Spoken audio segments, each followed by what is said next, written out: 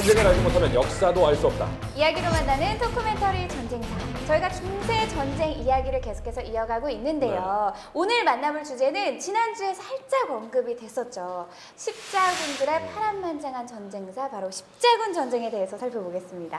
십자군 전쟁하면은 무려 한 200여 년을 이어간 세계 최장의 전쟁 중에 하나라고 할 수가 있는데, 그렇기 때문에 저희가 이 하나로 끝낼 수 없습니다. 무려 4화로 이어서 여러분들께 알려드리도록 하겠습니다. 예루살렘을 둘러싼 기독교와 이슬람교의 대인충돌, 십자군 전쟁의 이야기가 시작됩니다. 십자군 전쟁 하면은 정확히 어떤 뜻인가요? 그러니까 십자군이라는 말은 나중에 생긴 말이에요. 아. 당시는 뭐라고 불러야 정확히 모르겠는데 이 크루세이드라는 말이 원래 그 십자 표시를 붙인 사람들이라는 단어에서 와서 이제 네. 십자군이라고 후대에 불렀고, 영화에서 보면 이렇게 빨간 십자가 주로 앞에 붙이고 다니는데 처음 시작했을 때 뭐 등에도 붙이고 뭐 여기저기 붙이고 했다고 그러더라고요. 근데 어쨌든 십자군이란 말 자체는 후대에 나온 말이다.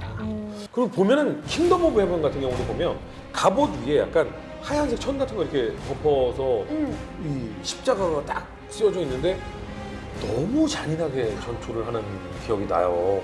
어떻게 시작이 된 건가요? 십자군 전쟁이 시작된 거는 그 예루살렘 때문에 났다. 네. 네. 성지순례 때문이라고 그러는데, 이 원래 성지순례가 어떻게 생겼냐면 저번에 우리 비잔틴 할 때 네. 했던 콘스탄티누스 대제가 어머니가 원래 여관집 딸 출신이에요. 그래서 아들이 황제가 되니까 얼마나 감격했겠어요.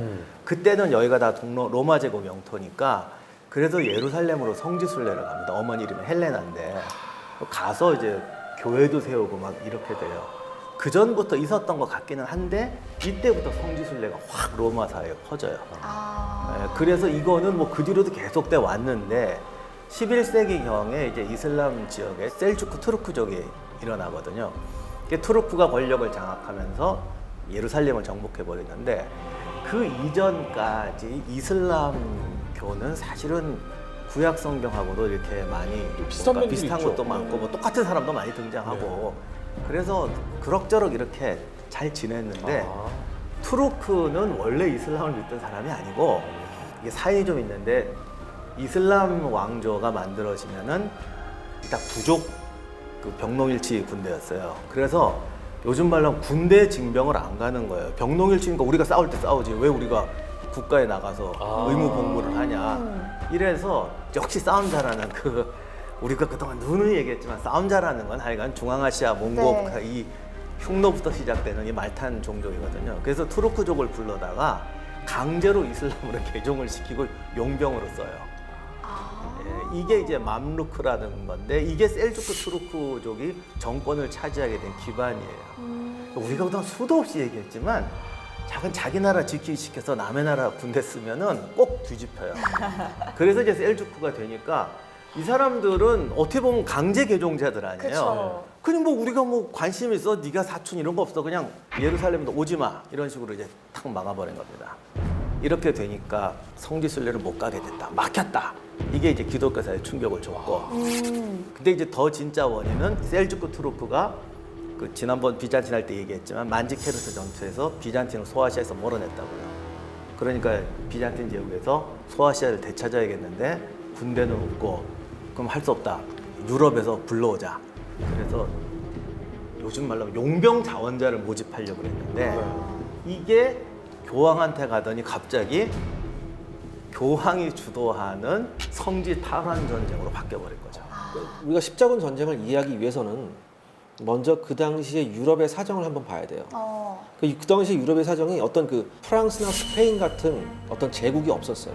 또 하나 강력한 중앙 집권 정부가 어딘가에서 나와서 그 행정력이 미치는 것도 아니었단 말이에요. 그냥 지방의 영주들끼리 병력 모아서 자기들끼리 막 피 터지게 싸우고 있었을 때거든요. 그러니까 어떻게 보면 극도의 혼란과 기아, 그 다음에 전쟁, 피비린내 나는 전쟁이 뒤섞이는 그런 때가 바로 이때 유럽이었거든요. 이때 마침 비잔틴에서 구원 요청이 오니까, 비잔틴은 처음에 기사 한 200~300명? 그 정도가 올 줄 알았는데 덜커덕 하니까 6만 명이 가버리니까. 한마디로 굉장히 이제 춘추 시대처럼 이렇게 막 굉장히 혼란한 시대에 이들을 뭉치게 만드는 대의명분이 생겨버린 상황인 거잖아요. 더군다나 그때 당시에 유럽인들이 자기의 삶 자체가 죄악이라는 생각이 있었어요. 어. 그렇기 때문에 어떻게 해서든 이 죄악을 씻어내야 원죄를 씻어야 된다. 이런 게 있었죠. 그러니까 당시에 아주 유명한 성직자였던 기욤 드 틸의 기록이 있어요. 네. 이 사람이 당시에 대해서 뭐라고 얘기했냐면 거의 모든 세상에서 믿음이 사라졌다.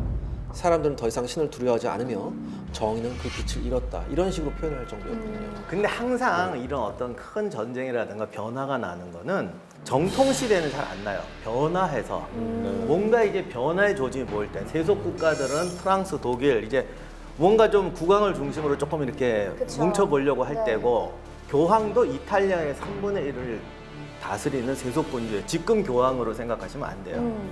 그런 상태에서 전 유럽에 그 수도원이 깔려 있는데 이거를 통일된 어떤 행정 체계로 장악하려고 하던 때였거든요. 네.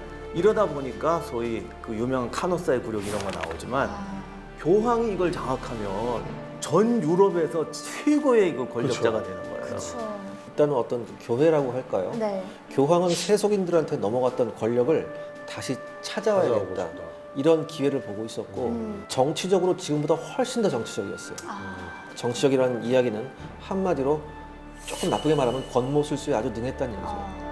그러니까 말씀을 들어보니까 단순히 전쟁이 아니라 뭔가 각자만의 더욱더 바라는 것을 좀 갖고 참가했다 이런 느낌이 조금 드는데 사실 십자군 전쟁하면 뭐 이름에서도 조금 그런 느낌이 오지만 종교 전쟁으로 생각하는 분들도 많지만 지금 말씀 들어보니까 그거보다 조금 더 의미가 있는 그런 전쟁이 아니었나라는 생각이 드는데 아니 도대체 뭐라고 했길래 사람들이 전쟁 파병에 대해서 이렇게 열광적인 반응을 보이는 건지.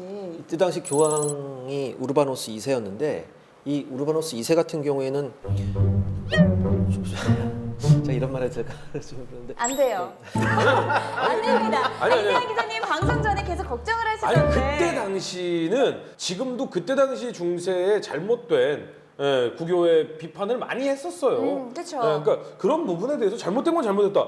역사를 가지고 잘못된 걸 잘못했다라고 얘기 못하는 순간 그게 잘못된 역사를 만드는 거예요. 그렇죠. 그리고 또 시청자분들이 오해하시면 안 되는 게 저희는 그 어떠한 종교적인 아닙니다. 종교하고는 전혀 상관없어요. 네, 상관없이 역사에 관련해서 그렇죠. 말씀을 드리는 거니까요. 오해하지 마시고요. 그러니까 우르바노스 2세 같은 경우에는 어떤 그 선동적인 연설에 상당히 능했어요. 더군다나 이 사람 같은 경우에는 이슬람의 잔혹 행위를 조금 과장해서 이렇게 들려줘요.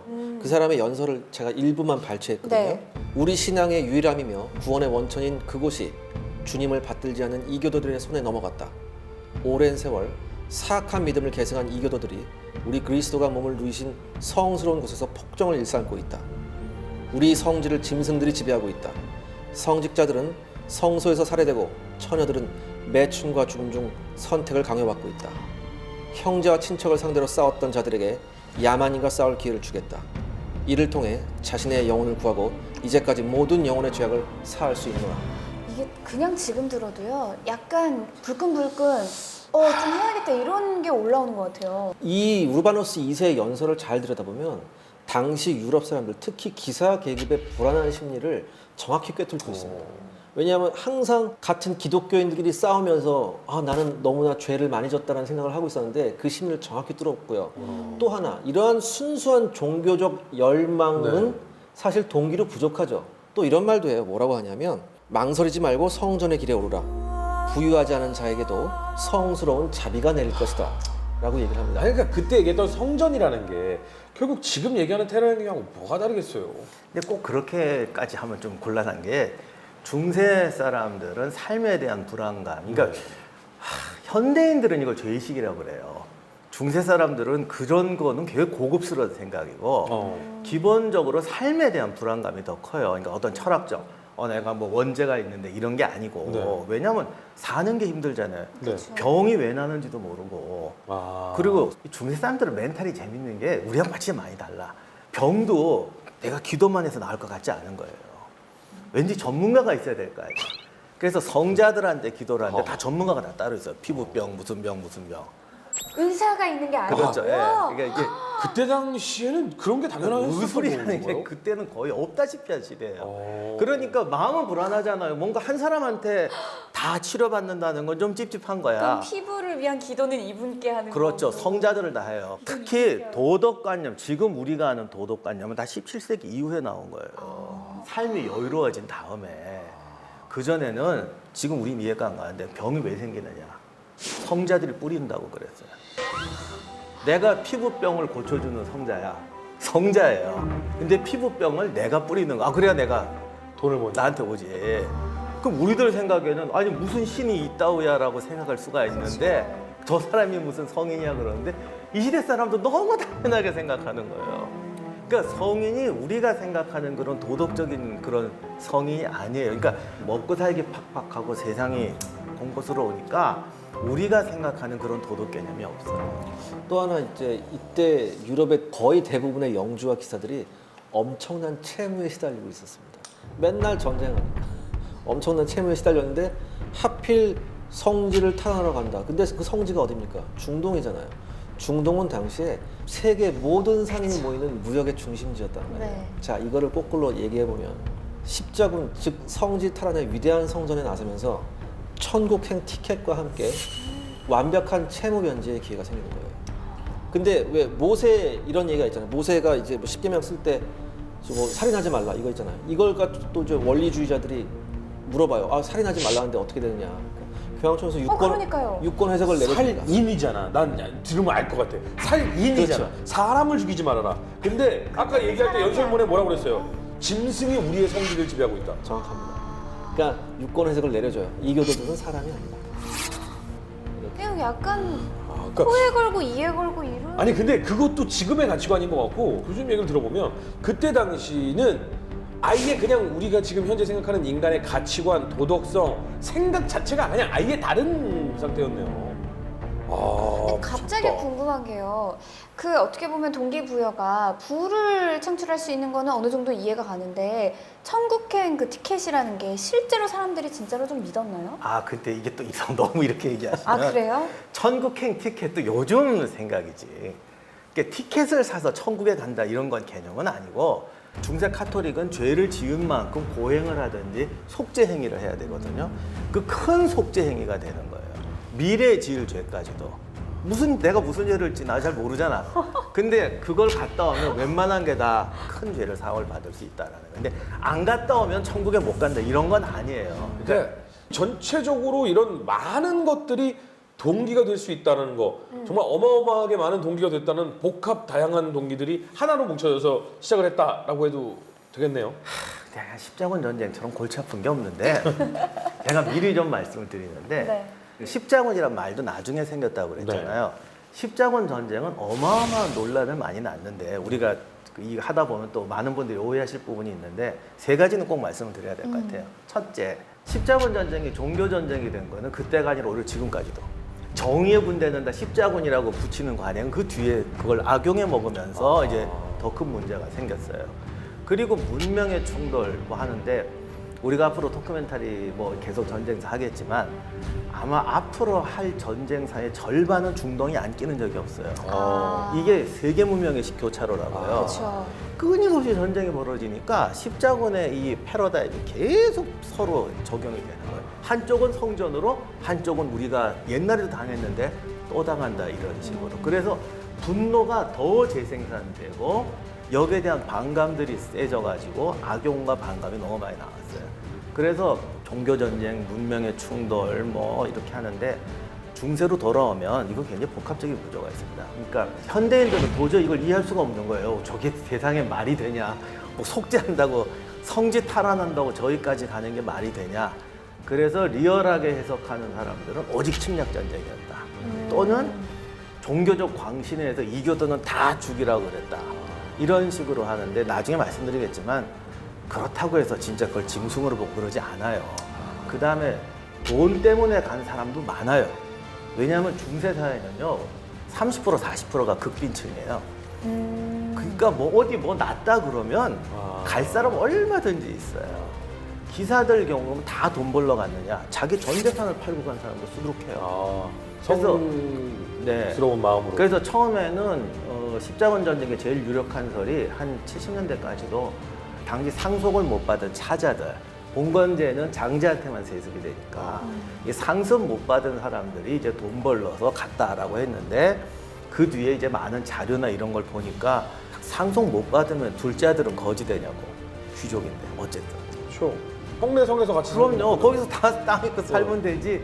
그거를 왜 거기까지 가느냐. 그리고 당시에는 거기까지 가려면 2년 정도 생계를 벌여야 되기 때문에 엄청난 돈이 필요합니다. 뭐 자기 땅 팔고 가고 이제 요즘 말로 대부 받아서 가요. 그리고는 그 빚을 평생 갚아요. 그런 사람들도 굉장히 많았던 거예요. 물론 그렇게 돈 벌려고 간 사람도 꽤 있었지만은 그걸 하나로 설명할 수는 없다. 이게 좀 최근 그때 당시 원종 비용을 계산해 보니까 6년치 세금을 걷어야지 갈 수 있는 와. 이 돈을 가지고 한 번에 원정 간 거예요. 와. 근데 이 원정 가면서 기사들만 간 게 아니라 가족들, 심지어 노예들까지 가고 그 노예 가족들까지 같이 가요. 왜냐하면 가서 성지에 가서 이제 속죄를 할 수 있다는 속죄의 기회가 있었기 때문이다. 이렇게 해서 가고요. 그 정말 좀 신기한 것 같아. 막 태어나면서부터 살면서 내가 죄를 많이 가지고 있다라는 생각으로 산다라는 거 굉장히 힘들었을 것 같아. 이 당시에 원정 규모가 한 6만이 넘었어요. 그러니까 병력만 6만이었거든요. 그러니까 와, 그럼 10몇만이 갔다는. 그러니까 훨씬 컸겠죠. 네. 이거는 그때 당시 기준으로 보면 지금도 마찬가지겠지만 어떤 사회 공동체나 도시 하나가 완전히 이동한다고 생각하시면 돼요. 예산만 따지더라도 우리 지금 현재 예산으로 따지면 경단이에요, 경. 근데 이게 다 빚이에요 또. 다 빚지고 가는 거예요. 이게. 그러니까 그 정도로 해서 갔다라는 건 아예 유럽 전체가 뭔가가 한 바퀴가 확 뒤집혔다라는 말이 될 텐데 이게 또 어마어마하게 길게 벌어졌죠? 네, 한 200년 가까이 벌어지면서 그야말로 이제 이른바 이제 사라센 지역이라고 하는 네. 그 지역 일대가 200년간 피로 물드는 거죠. 그렇다면 이제 본격적으로 십자군 전쟁에 대해서 이제 들어가 볼 텐데요. 1차 십자군에 들어가기 앞서서 또 하나가 뭐가 있다면서요. 십자군 전쟁이 들춰보면 추악한 게 굉장히 많은데 이게 단순히 뭐 종교적 감정 때문이 아니라 정말 인간의 문제인데 처음에 우르바누스 2세 같은 사람은 교황 중에서 능력 있는 사람이었어요. 그래서 정확하게 생각을 한 거예요. 이 저 멀리 장거리 원정을 가려면 그 조직화된 조직이 필요하잖아요. 돈도 필요하고. 아 그런데 이때 골치 아픈 게 당시 교황하고 군주들하고 엄청 싸웠거든요. 네. 카노사의 구력 이런 거 있어가지고 다 파문을 시켜놨어요. 프랑스 황제도 파문 상태였고 독일 왕도 파문 상태고 사실은 비잔틴도 파문, 동로마 제국 전체를 파문시켰다가 이 직전에 화해했거든요. 이런 상황이니까 군주들을 끌어들일 수가 없어요. 또 교황 입장에서는 군주가 지금 라이벌이잖아요. 네. 그래서 주교를 사령관으로 세우고 기사들을 모집해서 자금을 마련해서 군대를 만들어서 체계적으로 행군하려고 했어요. 근데 왜 그런 게 필요하냐면은 나중에 십자군에서 제일 문제가 되는 게 이동하면서 엄청나게 약탈을 해요. 아. 그게 무슨 이교도를 약탈하는 게 아니라 가면서 뭐 기독교고 촐랑이고 다 털어먹어. 왜냐면 없으니까. 그래서 많은 분들이 자꾸 착각하시는데 옛날 사람들이 행군하면은 어디서 사 먹어요? 털다 보면 약탈되고 폭력이 발생하거든요. 그럼 어떤 분이 이렇게 말해요.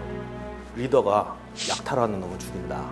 이렇게 딱 기강만 세우면은 갈 수 있다라고 생각해요. 근데 그 정말 잘못된 해석이에요. 내가 부하들한테 약탈하면 죽어 하면은 약탈이 금지되느냐? 택도 없죠. 걔들이 내 말을 왜 들어요? 부하니까. 그 말 부하니까 조직이 돼 있으면 들어요. 네. 근데 어중이 떠중이가 다 모여 있으면 굳이 내가 왜? 지금 힘든데. 예, 거기다가 독일, 프랑스, 영국 뭐 말도 모든 서로 안 사람 다 들어. 통하구나. 내가 제 말을 왜 들어? 죽이면 폭동 나요. 그러니까 우리가 잘못 생각하는 것이 어떤 명령, 리더의 어떤 단호한 조치가 기강을 잡는다는 것은 리더의 단호한 조치가 아니라 그것이 먹힐 수 있는 조직이 있어야 돼요. 그래서 처음에는 그런 조직을 만들려고 했어요. 아 그런데 이게 소문이 나니까 갑자기 그냥 속된 말로 이놈 저놈 할 것도 다 없이 간다는 거죠. 막 그냥 퍼져가면서 가자. 근데 여기서 이제 대형 사고가 하나 벌어졌는데 이제 은자 피에르라고 이 사람이 성인이라고 그러네. 성인이라고 난 요즘 봐서는 거의 사이비 종교 사기꾼이에요, 교조에. 그러니까 뭐 하나님이 자기한테 편지를 줬대. 아 편지도 쓰셨대요? 그 사이비 종교에서 흔히 친필로? 쓰는 네.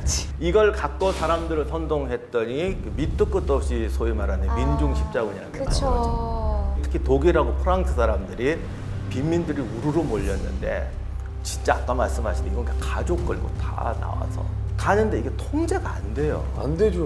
그러니까 다 털어먹으면서 가요. 그래서 가다가 한 팀은 몰살당해요. 어딜 공격했다. 한가리에서 그냥 왕이 화가 나고 없애. 그러니까 한가리 왕 입장에서는 어떤 지나가는 떼강도 때가 아. 갑자기 우리나라에 와서 막 그런 그렇지, 거니까 그렇지. 가만 놔둘 수 없잖아요. 그쵸. 그래서 한쪽 팀은 갔더니 여기서 아주 앞으로 이제 중요한 얘기가 생기는데 네. 당시 비잔틴 왕 알렉시우스 콤모네스라는 사람이 되게 유능한 황제였어요. 잘 돌아가요. 야, 이것들 어떻게 신경 쓸 거 없다. 빨리 배 태워서 보내줘 버려. 그리고 배 태워서 소아시아 건너 해변에 내려놓고 돌아와요. 아 그냥 예. 원래 성스러운 성전을 잘 치르기 잘 바란다. 치러라. 그리고 당시 비잔틴은 셀주크 투르크랑 전쟁도 많이 하고 했기 때문에 네. 수준을 다 알아요. 이거 가면 그냥 쟤들이 알아서 처리해 줄 거야. 그리고 휙 보내버려요. 그 사람들은 그러면 몰살 당했겠네요. 당시 소아시아는 원래 동로마 제국 땅이었잖아요. 그래서 주민들 90%가 기독교인들이에요. 그러니까 기독교라는 게 이제 동방 정교회죠. 어쨌든. 네. 그래서 당시 아랍 사람이 쓴 역사에도 보면 쟤들이 와가지고 이슬람을 털은 게 아니라 그 해안가에 있는 기독교 촌락을 모조리 학살하고 다 털어먹었다. 그러니까 이때 이게 이미 이거는 어떤 그런 게 아니라 그냥 떼강도 집단이 돼버린 거예요. 대강도를 예. 모았네.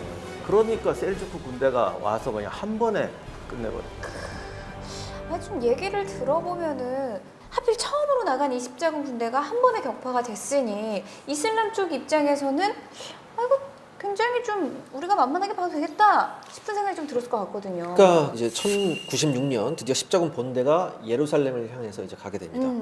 그 대표적인 인물이 부영의 고드프와 그다음에 고드프. 그의 동생인 볼로뉴의 보드웨, 그다음에 툴루즈의 레모, 그다음에 가장 유명한 인물이죠. 타란토의 보헤모, 콘스탄티노플을 이제 집결을 해서 이제 드디어 이제 제대로 된 1차 십자군 전쟁이 벌어지고. 그러니까 지금 그 잘못된 리더라고도 못하는 그 약간 사이비 종교 같은 그 사람에 의해 민중 십자군이라고 불리는 그냥 나중에 이름 붙일 게 없으니까 그렇게 붙인 그 사람들이 약탈을 하다가 결국 투르크한테 한 방에 쓸려버리고 투르크도 알고 있었겠죠? 얘네들은 아니야 하고 이제 진짜가 온다라고 이제 알고 있을 텐데 그 1차가 지금 콘스탄티노플에 모인 거군요. 그렇죠. 근데 이게 대형 사건을 쳐요. 아 여기서 또요? 예, 그러니까 민중 십자군은 뭐 우연이었잖아요. 네. 한 선동가에서 일어난 해프닝이었는데 이게 무슨 고도한 전략처럼 돼버려요. 본의 아니게.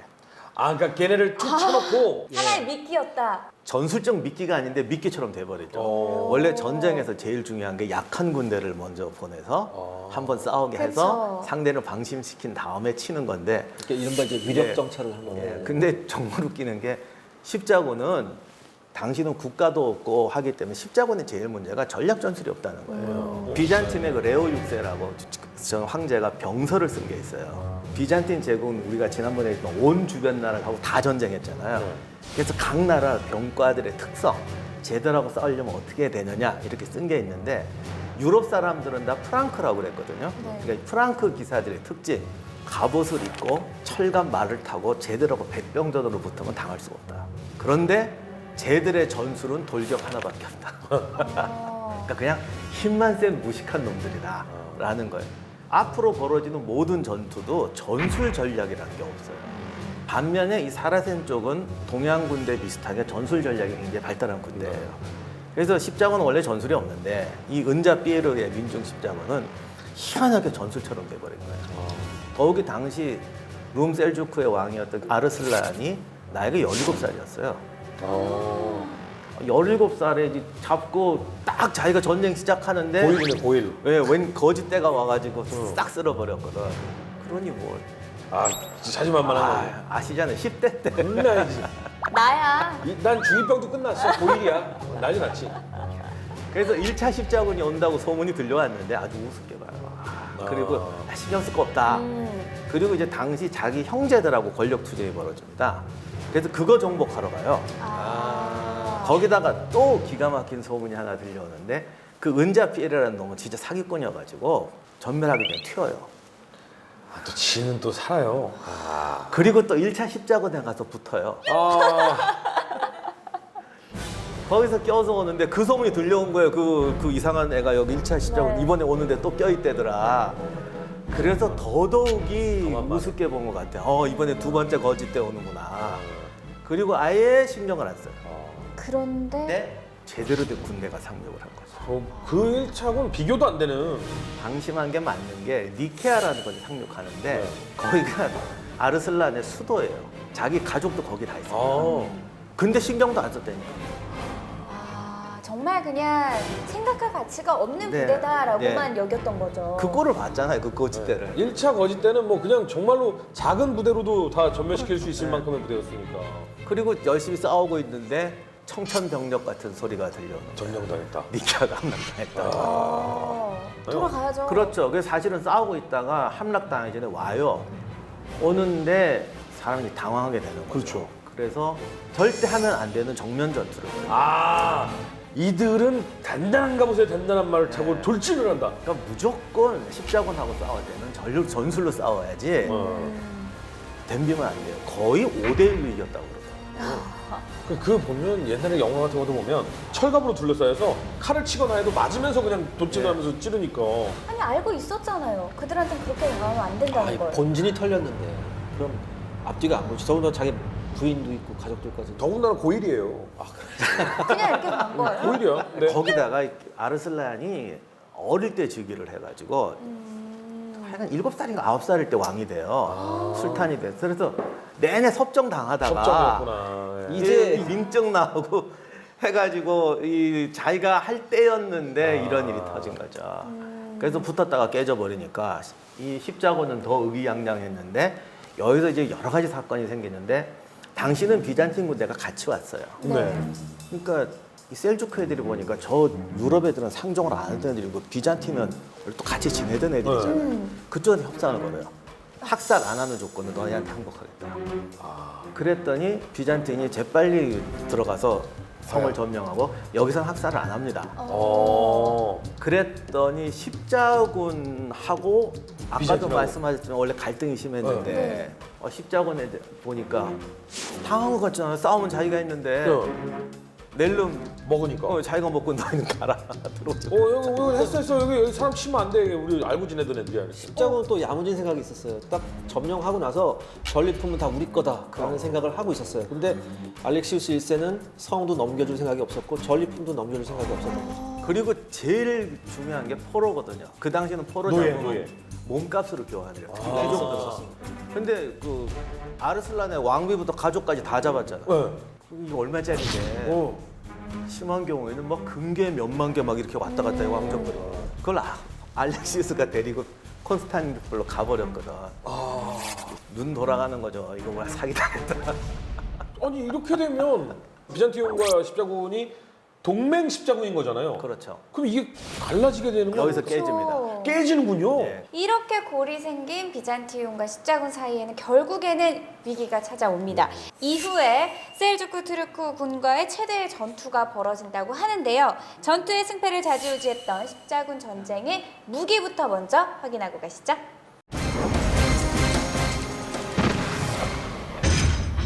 모객에 오신 걸 환영합니다. 지금부터 십자군 전쟁을 더 뜨겁게 달궜던 양 팀의 주력 무기를 한번 살펴보겠습니다. 십자군 시대에 유럽에서 쓰인 검은 1세대 롱소드라고 불립니다. 이 검은 바이킹들이 쓰는 검에서 유래됐죠. 날의 길이는 80cm가 넘었고 두께는 아주 두터웠습니다. 칼날은 일직선이었으며 배기 전문의 검이었지만 날 끝을 날카롭게 갈아 찌를 수도 있었습니다.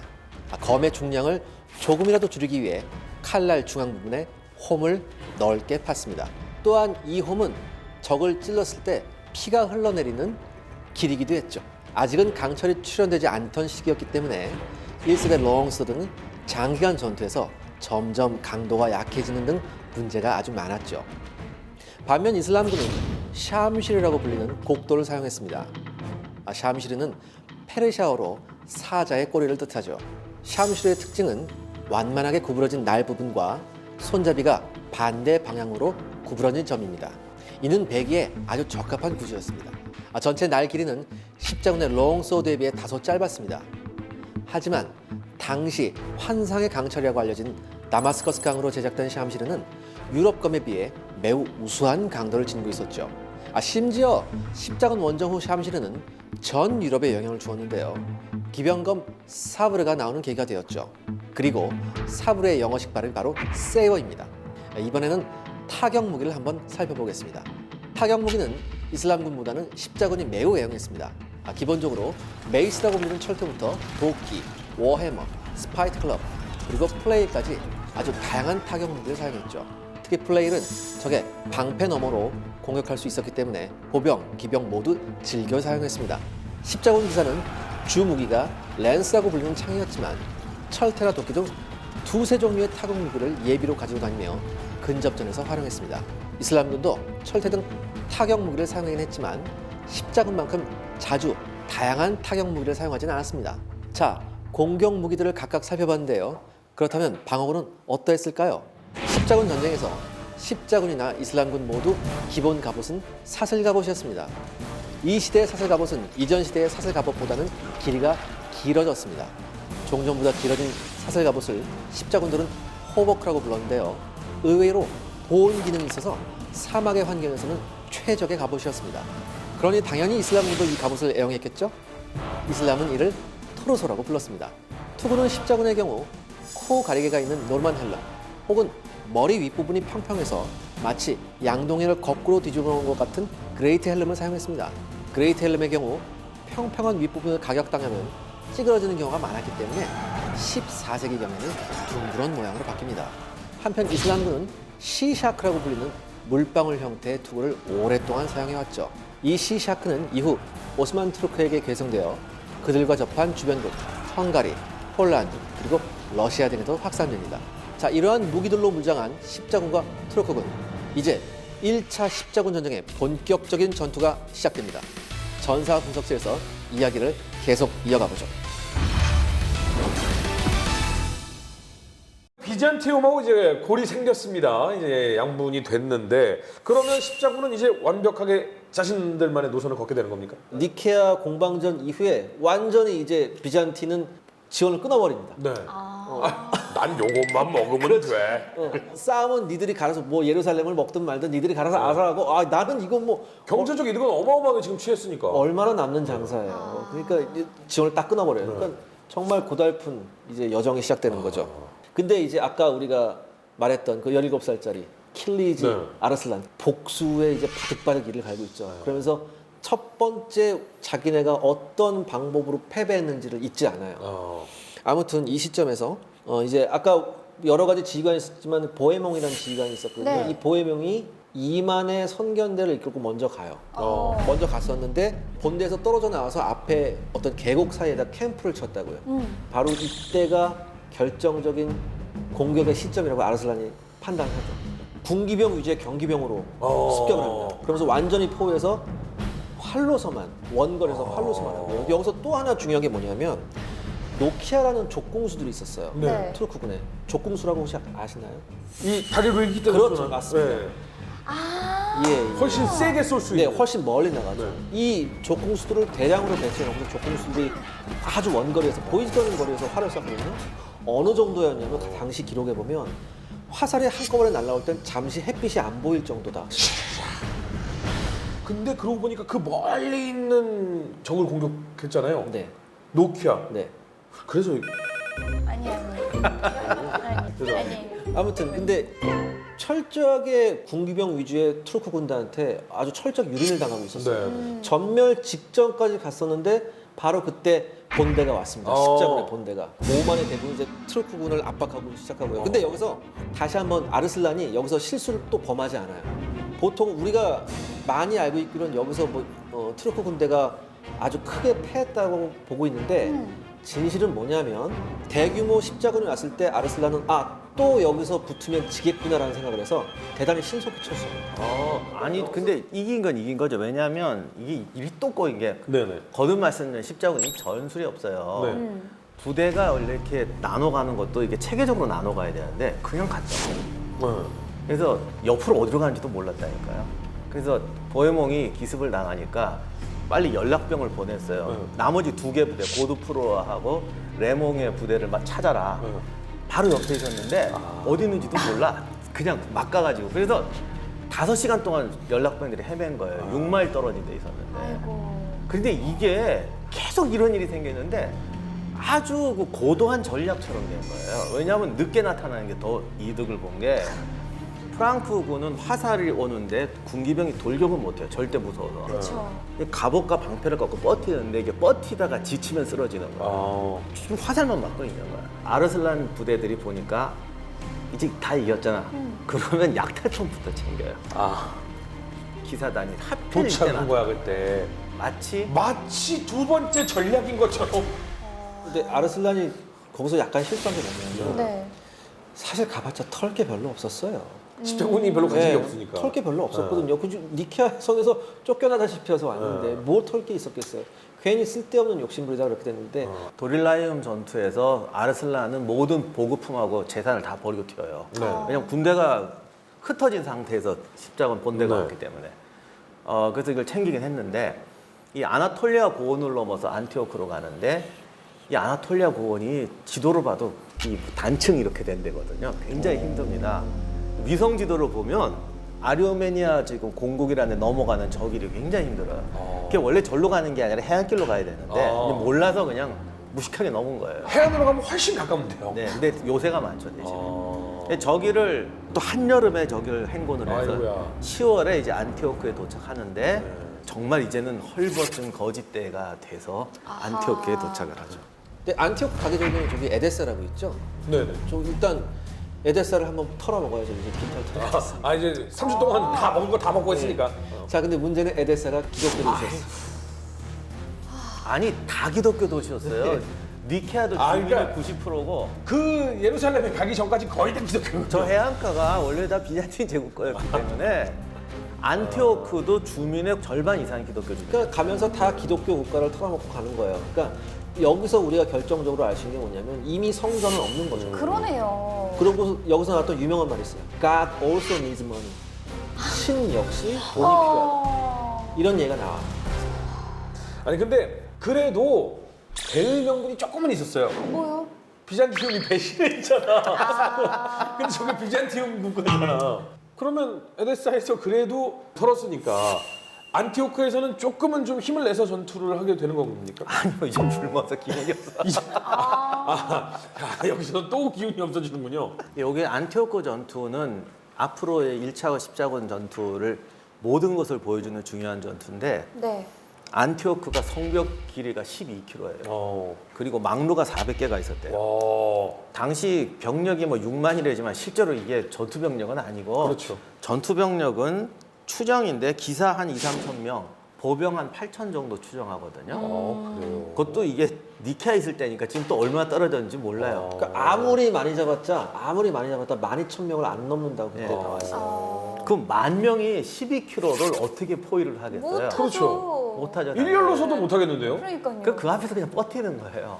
그냥 예, 식량이 다 떨어져가지고 나중에 기사는 말 잡아먹으면 기사가 아니거든요. 그렇죠. 그래서 처음에는 이제 말의 피를 빼먹습니다. 네. 그러다가 이제 어떻게 하니까 이제 먹기 시작해요. 근데 이제 그 밑에 보병이나 노예들은 말도 없잖아요. 그렇죠. 거의 뭐 쥐 잡아먹고 풀뿌리 캐먹고 난리가 아니었대요. 이게 이상한 게 안에 있는 사람들은 오히려 식량이 있어. 갇혀 있을 뿐이지. 특히 이때 이 안티오크에 있었던 사람이 누구냐면은 이제 야기시안이라는 투르크족 군주가 있었는데 대단히 기가 막힌 방법을 써요. 왜냐하면 이 안티오크 성내 안에는 이슬람, 그러니까 무슬림뿐만 아니라 기독교인들도 있었거든요. 십자군이 공격을 하기 전에 이 야기시안이 기독교인들한테 야, 너네들 나가서 성문 앞에서 참호를 파라고 시켜요. 그러니까 모든 기독교인들이 나가서 참호를 팠다고요. 근데 성문을 탁 닫아버리는 거예요. 그러니까 쫓아낸 거죠. 네.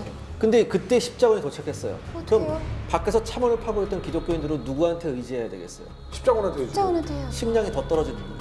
아. 식량이 급속하게 줄어드는 거예요. 아, 더욱더 아주 극심한 폭염과 기아에 시달리기 시작하는 거예요. 또 한여름이었고. 그래서 결과는 어떻게 돼요? 아, 그 여기서 이제 복잡한 일이 생기는데 네. 저기 지도 보시면 안티오크 바로 앞에 알레포 있잖아요. 네. 오른쪽 끝에 모술 있죠. 네. 요즘 많이 듣는 모술. 알레포와 모술. 근데 이때 이슬람은 지금과 같은 하나의 국가가 아니라 유럽 봉건 용주랑 똑같아요. 아. 그러니까 구원을 요청을 하는데 제일 가까이 있는 알레포에 요청을 했는데 알레포하고 다마스커스하고 모술이 그때 형제간 사촌간으로 격심하게 싸우는 중이에요. 아하. 예를 들어 알레포가 지원을 하면 알레포 군대 희생이 나올 거 아니에요. 그렇죠. 그럼 나중에 다마스커스나 모술한테 또 싸워서 질 거 아닙니까? 서로 안 해줘요. 아. 근데 이제 모술은 그 형제가 아니었어요. 나중에는 안 되니까 모술한테 가서 부탁을 합니다. 네. 그래서 이제 모술 군대가 출동을 하는데 오다가 보니까 아까 기자님 말씀하셨던 에데사가 떨어졌다고 네. 십자군한테. 근데 얘가 안티오크로 바로 안 오고 에데사로 가요. 왜요? 핑계는 저기서 안티오크로 왔을 때 에데사가 중간에 뒤를 치면 길이 끊긴다라는 게 이유였는데 당시 십자군은 그런 병력도 없었어요. 내 생각에는 이 기회에 에데사를 먹을 모술 사람들은 왜 저걸 구해줘? 지금 서로 다 다른 입장이라니까. 지금 내가 에데사를 먹으면 저게 내 거라는 거예요. 다 눌러 앉아요. 다들 거기서. 뭔가 갖고 다 출발을 하네요. 그렇죠. 그래서 알레포하고 다마스커스는 서로 경쟁하느라고 안 오고 아하. 나중에 모술은 밀도 끝없이 에데사로 가고. 근데 이게 왜 이런 복잡한 일이 생기냐면 안티오크 군대에 있던 십자군은 심해 다 떨어져갖고 이제 사흘도 못 버틸 상황까지 와요. 네. 그 상황이니까 그 전에 모술 군대가 바로 왔으면 끝장났어요. 근데 그런데 에데사로 가서 3주 동안 포위하다 버티는 바람에 안티오크에 있던 십자군들은 이제 공격을 안 당한 거죠. 식량은 사흘이면 떨어진다. 이제 어떻게 할 거냐.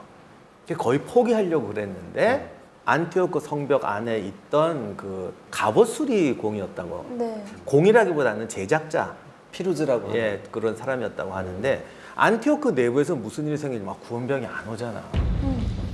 거기다가 모술에도 출발했다고 그러는데 몇 달이 지나도 안 오지. 그리고 사실은 알레포하고 다마스커스 군대가 왔는데 적당히 와서 싸우기 싫으니까 흉내만 내고 가버려요. 그러니까 안에 있는 사람들이 절망감에 빠지는 거예요. 그럼 어떻게 돼? 사실 밖에 있는 상황만 알면은 그 문제가 안 그렇죠. 생기는데 서로 이게 모르니까. 모르니까. 예, 사흘만 버텼으면 된다는 걸 누가 알겠습니까? 그렇죠. 그래서 내통을 해서 그날 밤에 보헤몽이 500명의 기사들을 끌고 그 내통자가 열어준 창문으로 들어가서 성을 점령해버렸다. 그리고 여기서 또 예외 없이 대대적인 학살이 시작돼요. 아니 근데요 안티오크 입장에서 굳이 이거 기다리지 않고 자기네들이 직접 해도 되지 않았을까요? 그 안에 수의대가 4,6천 명 있었다는데 네. 성에 있다가 나가면 그 경기병 이걸 할 수가 없어요. 그렇죠. 그러니까 아랍군이 이길 수 있는 방법은 늘 그 몽고군처럼 경기병 뛰어야 모습인데 바로 성문 앞에서 기사들이 중무장하고 버티고 있는데 성문이 열 기미만 있으면 뚫고 들어가거든요. 여기서 안티오크가 정복돼 버리면서 정말 거점을 이제 확보해 버립니다. 근데 계속 예상 밖의 일이 벌어지고 있어요. 더 웃긴 건 함락된 다음 날 트로프군 지원병이 와요. 아니 이게 근데 진짜 운이라고 해야 될까요? 타이밍이라고 해야 앞으로 될까? 더 남았어요. 정말- 그러니까 그래요? 이걸 만약에 누가 처음부터 작전을 짜서 이렇게 했으면 지금 아마 제갈량으로 어. 칭송받고 있을 거예요. 어떻게 보면 근데 지금 생각에는 그때 당시에 십자군들이 나중에 가서 이런 사실들을 여러 가지를 알고 이거 봐라 신께서도 그렇죠. 이렇게 말이 이랬을 수도 분명히 있겠네요. 나오지 않았을까 이런 생각도 조금 지금 드네요. 허준 씨가 말씀하신 게 앞으로 수백 번 나옵니다. 그래요? 1차 십자군 끝난 다음부터는 결론이 기적이 아니면 이런 일이 아, 벌어지죠. 근데 그게 볼 때마다 계속 그 생각밖에 안 들더라고요. 이게 우르바노스 2세 같은 경우에는 이제 뭐 에피소드가 하나 있었는데 뭐가냐면 승전보가 날라오면 또 교회 사람들을 몰아놓고 연설 같은 걸 해요. 원래 옛날 교회 보면 교회 양식에 창문이 있고 창문은 다 모자이크식으로 돼 있어서 햇빛이 안 들어오잖아요. 네. 근데 이제 좀 연출을 했어요. 우르바노스 2세가 얘기를 하면서 막 얘기하면서 우리 뭐 신께서 우리를 어쩌고저쩌고 하고 있는데 밑에 있던 사람 하나가 몰래 천장에 올라가가지고 창문을 탁 열어요. 갑자기 어두웠던 그 교회로 빛이 한 줄기가 쫙 들어오잖아요. 팥 조명이 그럼 거기서 구원의 빛이 보이는가? 잘하셨을 것 같은데요. 제가요? 네. 아니 근데 그러니까 저는 이제는 우리 시청자 여러분들도 마찬가지고 저희들이 냉정해질 필요가 있어요. 뭐냐면 중세 이전 사회는 아, 정말 지금 현재 우리가 생각하고 인지하고 배워왔던 그런 지식이나 그런 어떤 사람의 마인드가 전혀 없는 그쵸. 그 이전에 다른 종의 인간이라고 해도 과언이 아닐 정도의 정말로 이 차이가 좀 격차가 있다라는 이게 거죠. 이제 왜 이슬람 사람들이 분노하냐면 자기들이 침략 당한 것도 있지만 거의 18세기까지도 이걸 성전, 위대한 성전이라고 가르쳤거든요. 기분 나빠도 한참 기분 그쵸. 나쁘죠. 근데 사실 학자들 사이에서는 한 17, 18세기 되면 벌써 그 얘기 안 했어요. 이게 무슨 종교 전쟁이고 성전이냐 가서 털어먹은 거지. 이렇게 했는데 이게 정치적, 문화적으로 계속 이렇게 뭐 정의의 십자군 막 이러면서 이렇게 하다 보니까 더더욱 이게 증폭이 돼버린 것이고. 십자군이 다시 한번 이제 대두되기 시작한 게 언제냐면 의외로 2차 대전 이후예요. 2차 대전 이후에 유대인들이 예루살렘에 유대 국가를 건설하면서 이게 다시 한번 화두가 돼요. 그리고 이때부터 훨씬 더 이전까지는 별로 쓰이지 않았던 십자군이란 말, 유럽 뭐 이런 얘기가 정말 많이 사용돼요. 근데 종교를 믿든 안 믿든 다른 종교를 가지고 있던 어쨌든 이건 알걸요? 롱기누스의 창? 이 얘기는 롱기누스의 창은 게임에 종교와는 정말 많이 상관없이 나와요. 정말 게임의 최고의 아이템 중에 하나로 나오는데 그게 사실은 종교에 연관된 이제 창이잖아요. 그런데 이게 발견이 됐다고요? 여기서 진짜 코미디가 벌어지는데 사건이 어떻게 됐냐면 그 모술 군대가 에데사 가서 3주 동안 시간 끌다가 네. 도착했는데 안티오크 함락 다음 날 도착해요. 그러니까 네. 하루만 먼저 왔어도 그러니까요. 끝나는 건데 오니까 안티오크가 떨어진 거예요. 근데 안티오크 들어간 애들은 이 안에도 갔더니 식량이 거의 없어요. 그러니까 이제 십자군도 아니 용기가 다 떨어졌고 말은 한 200필밖에 안 남았대 이제. 이 상황에서 그때 한 사나이가 내가 꿈에 계시를 봤다. 이 피터 바르톨로메라는 아주 신분이 낮은 사제가 아씨. 꿈에 신께서 가르쳐줬다 이거야. 그래서 어디 가서 뭘 팔아 그랬어요. 그러니까 우르르 몰려서 팠어요. 전형적이다. 와 그 전형적이야. 왜 그런 생각을 했을까요? 원래 네. 예수께서 하나님 품으로 가실 때 예수의 성물 자체는 없어요. 네. 예수하고 다 같이 갔기 때문에. 네. 근데 뭐냐면 예수의 이른바 성체 다음 물건들, 성물이라고 해서 아주 신성하게 여기는 거죠. 그런데 이 당시에 뭐가 유행을 했냐면 이것이 성체에 닿았던 물건이라고 해서 다 사기치는 애들이 99%는 이런 애들이 이걸 다 팔아먹고 그랬단 말이야. 근데 여기에서 뭐냐면은 지금 트루크군한테 포위되어 있는 상황에서 사기가 떨어지는 십자군이 뭐 어떻게 하겠어요?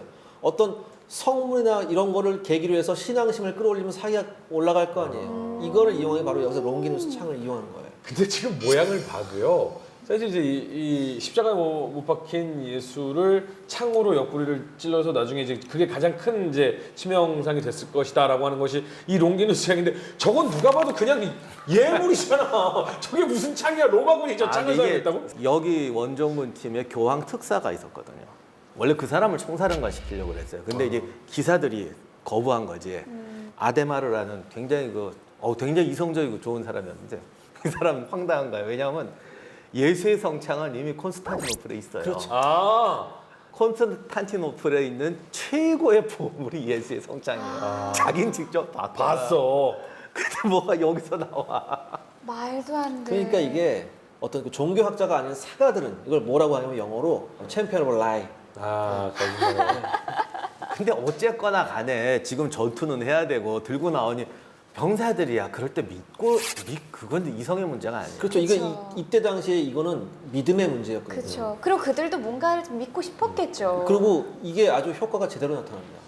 아, 그래요? 갑자기 이제 전세가 바뀝니까? 게임에서 나오죠. 신앙심이 올라가면 같이 체력, 전투력도 올라가고. 지나고선 이 겉에가 이렇게 빛나 호로록 피해를 입지 않는 상태. 방어병. 예, 그러면서 단 200필 남은 말로 기사들이 타서 성문을 갑자기 열고 총 돌격을 하는데 여기에 트로크군이 박살납니다.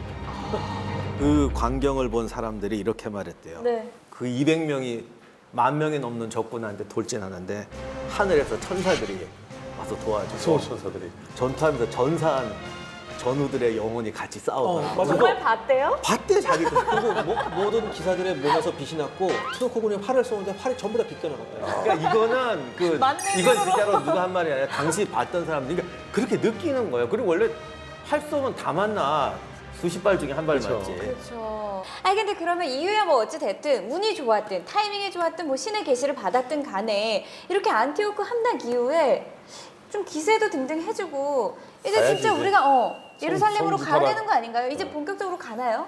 아니요, 쉬어요. 쉬워요 왜? 우리 언제 가요? 가. 아니 토크메트리 전쟁사도 끝나야죠. 아니 근데 여기 또 사건이 큰 게 하나 터지는데 네. 그 당시에 안티오크 군의 에티엔이라고 네. 쉽게 말하면 우리 지난번에 바이킹 할 때 했던 정봉왕 윌리엄의 사위예요. 그러니까 이 십자군이 정말 어떻게 보면 당시 우리가 좀 이해하기 힘들지만 대단한 사람들이 왔어요. 여기는. 근데 그 모술 군대가 왔을 때 이 사람은 성 밖에 있었어요. 한 4,000명 군대를 거느리고 지원으로 왔는데 아 이거 보니까 도저히 못 이길 것 같은 거 안에 십자군이 지금 형편없는 상태고 그래서 이건 도저히 틀려 먹었다 하고 전투를 포기해. 사실은 도와주지 않고 튀어버린 거지 자기가. 돌아가 버립니다. 근데 여기서 그냥 돌아가는 게 아니라 돌아가다가 아까 그 니케아 때 한번 싸웠지만 비잔틴이 완전히 손을 끄는 건 아니었어요. 자기들한테 도움이 되니까. 그리고 같이 싸워야 소유권을 주장하지. 아. 알렉시우스 황제가 직접 군대를 끌고 오고 있었어요. 근데 돌아가다가 이 에티엔이 만난 거야. 근데 이게 그냥 혼자 갔으면 되는데 굳이 만나가지고 안티오크 얘기 틀렸다. 결국 비자군대가 돌아와 버립니다. 나중에 안티오크 점령하고 나니까 십자군 애들이 여기서 완전히 명분이 생긴 거예요. 비잔틴 배신자. 그리고 일부는 충성 서약을 하고 왔어요. 찾은 거는 비잔틴 제국에게 돌려주겠다고. 네. 그런데 유럽 봉건제는요, 이 동양적인 충성하고 절대 달라요. 동양 충성은 한 번 군주면 영원한 그렇죠. 군주잖아요. 서양은 절대 그게 아니라 쌍무계약이에요. 월급 안 주는 순간 너와 나의 관계는 끝나. 오, 이때부터 있었네 그게. 유럽은 항상 쌍무계약입니다. 그래서 비잔틴 황제가 안티오크를 구원해주지 않고 돌아갔기 때문에 우리가 과거에 맺은 약속은 전부 무효다. 근데 이거는 핑계가 아니라 당시 기준에서부터 맞는 말이에요. 개업하기로 했으니까. 네, 개업하겠으니까. 그래서 이제부터는 점령하면 전부 우리 거야. 이젠 털었는데 약탈의 명분이 확실히 뭐든지 우리 거야. 이렇게 가버려요. 그 안티오크 지도 보시면 아시겠지만 저희가 대단한 전략적 요충지고 무역의 요충지였어요. 저기를 이제 점령해서 이제 차지한 게 누구냐면 보헤몽이거든요. 보헤몽은 저기에 그대로 눌러 앉아요. 그래서 정말 커다란 부자가 돼요. 예. 그래서 여기서 이제 세 가지 사건이 동시에 터져요. 방금 말씀하신 것처럼 안티오크를 보헤몽이 먹어버려요. 그래서 자기는 예루살렘에 안 가요. 네, 그 성지 탈환이라면 예루살렘에 당연히 가야 되잖아요. 근데 예루살렘을 갈지 말아야지 고민을 하고 안 가기로 결정을 해요. 바로 이 시점에서 안 가기로 이 시점에서 이미 명분은 없어지는 거예요. 그러니까 이제 동상이몽이었던 거죠. 십자군에 참전한 사람 중에 진짜 나는 성전을 치르겠다, 나는 이 성지를 탈환하겠다라고 마음먹은 사람도 있었고, 나는 약탈을 해서 부자가 되겠다라는 사람도 그쵸. 있었고, 정말 다양한 사람들이 모여서 십자군 전쟁이 이루어진 거네요. 그래서 방금 말씀드린 안 가요. 그 다음에 비잔틴하고 관계가 이제 끝나요. 그쵸. 네. 그리고 제일 중요한 건데 용기가 100배예요. 자기들도 봤잖아. 지금같이 말도 안 되는 네. 전투를 지금까지 몇 번을 했냐고. 여기서부터 속된 말로 무자비한 용기가 생겨가지고 사실 영주들은 다 안 싸우려고 그래요. 이제 됐어. 뭐 좀 챙겨 먹자고 그러는데 병사들 갑시다. 예루살렘으로 안 가면 안티오크를 썰어버리겠다고 그러고.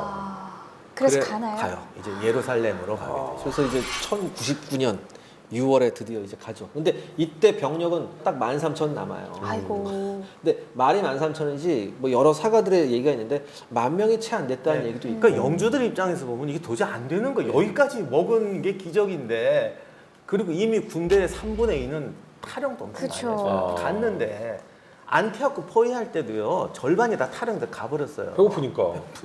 아, 그래서 궁금해요. 이제 정복을 하나요? 그래서 예루살렘에 가는데 참 이게 군대가 사기가 얼마나 중요한가는 예루살렘에 오니까 소위 광분해버려요. 그렇죠. 이 정말 왔잖아. 눈에 보이잖아. 성지잖아. 지금 저 성지에 이교도들이 우리 성지를 더럽히고 있다. 그러니까 그들의 눈에는 번쩍번쩍 빛나고 있는 저 성스러운 지형에 시커먼 저 악령들이 들러붙어가지고 안 떨어지고 있는 거잖아. 근데 예루살렘에서 또 한 번의 기적이 나는데 네. 또 있어요. 예루살렘이 당시 사라센이 지배한 게 아니라 이집트의 파티마 왕조가 지배하고 있었어요. 아. 그것도 요 십자군이 오기 전년에 점령해요. 십자군이 들어와고 투르크 지역이 난장판이 나니까 1098년에 이집트 파티마 왕조에서 군대를 파견해가지고 안티오크 싸우고 있을 때 넬름 예루살렘을 먹어버렸어. 정말 그 사이에 또 희한한 일이 벌어진 거죠. 네. 파티마가 먹어버렸잖아. 중간에 있는 그 아랍 부족들이 참여를 안 해요. 거기다가 파티마 왕조는 시아파예요. 지금도 아시지만 수니파와 그쵸. 시아파. 너무 철천지예요. 너무너무 심하게 싸우죠. 그러니까 그 중간에 예루살렘까지 가는데 이번엔 편하게 가는 게 다 수니파 지역이거든요. 약탈 안 하는 조건으로 이제 공식적으로 수니파에서 좀 도와줘. 해주는군요. 그러니까 사실 십자군도 주문 털 이유가 없잖아요. 또 여기서 또 기적이 또 일어나요. 아, 또 일어나요? 예루살렘을 점령하고 있던 그 시아파들이 어떤 일을 하냐면은 기독교 군대가 온다는 걸 알고서 주변의 나무를 다 잘라버린다고. 왜? 공성탑 못 만들게. 다 잘라버려. 그러니까 십자군이 딱 왔는데 공성탑을 만들 수가 없네. 공성탑이 없으면은 성 공략을 못 하잖아요. 그렇죠. 그런데 주변을 이렇게 정찰하다 보니까 땅 속에서 손질된 나무가 대량으로 발견되는 거예요. 왜? 이게 예전에 뭐 질려다가 안 짓고 그다음 누가 파묻었는데 그게 발견된 거예요. 그러니까 여기서 또 뭐예요? 나무를 베서 조각까지 다 내놓. 신께서 우리와 함께 하시는 거예요. 성지에서 이미 신께서 우리한테 승리를 이미 선물하셨고. 여기에 묻어두셨다. 근데 예루살렘도 굉장한 요새라 지금 이 3분의 1밖에 안 나온 병력 갖고 거의 불가능한 그쵸. 상황인데 그냥 공성탑 만들어갖고 밀어붙여요. 고두탑을 사기가 올라가서 딸랑 2개 만들어. 딸랑 2개 만들었는데 하나가 무너지거든요. 근데 나머지 하나가 끝까지 버티면서 이걸로 성공을 해요. 여기서 이제 누가 활약하냐면 고두프로아가 데려온 부용 기사단. 이 고두프로아가 부용 출신인데 부용이 어느 데냐면 프랑스 벨기에 국경 지역에 있는 곳인데 지금도 그 관광지예요. 강이 이렇게 흐르고 강 양쪽으로 협곡이 돼 있어서 2차 세계대전 때도 굉장한 요충지예요. 그래서 이 부용 출신들은 자고로 옛날부터 이게 프로 기사들이 많아요. 한싸움 하는 사람들. 그런데 이게 사실 문제가 사실은 보헤몽이 안 왔잖아요. 보헤몽은 눌러. 보헤몽은 누구냐면 노르만 출신이에요. 네. 우리가 알고 있는 그 바이킹 바이킹. 무선들이에요. 사실은 십자군 부대 중에서 보헤몽 군대가 최정예예요. 우리 예전에 배웠잖아요. 네. 바이킹은 어딘가가 먹고 살만하면 눌러 앉는다. 우리 배웠잖아. 그랬는데 주력이 빠진 상태에서 고두프로아의 부용의 한 몇백 명 안 되는 기사단이 목숨 걸고 돌격해서 이 난공불락이라고 알려진 예루살렘이 함락되거든요. 네, 이렇게 예루살렘 성지 탈환에 성공한 십자군인데요. 과연 이 이후의 예루살렘은 평화로웠을까요? 다음 이야기. 신의 성지를 수호하라 예루살렘을 지키려는 유럽인들과 이를 다시 뺏으려는 이슬람인들의 결사항전 십자군 전쟁 그 두 번째 이야기가 펼쳐진다. 예루살렘 점령할 때 학살극은 이제 워낙 소문이 나서 성전에 뭐 발목까지 피가 보일 정도로 이슬람으로서는 참을 수가 없었던 게 유명한 이슬람 사원인데 여기가 마국간으로 사용돼요. 아니 꼭 그렇게 안 해도 될 걸 꼭 그렇게 적을 만들어. 기사단이라는 게 국적 초월 불문해서 성지를 지키자. 문제는 이들이 가면 갈수록 어떤 이익 단체가 그래서 기사단이 은행업을 시작해요. 이슬람도 가만히 있을 수 없죠. 광부들 위해서 땅을 파고 통로를 만드는 글로 들어가. 야. 여기서 이슬람에서 아주 걸출한 인물을 나옵니다. 우리가 잘 아는 살라딘? 쌀라도 여기서 나와요?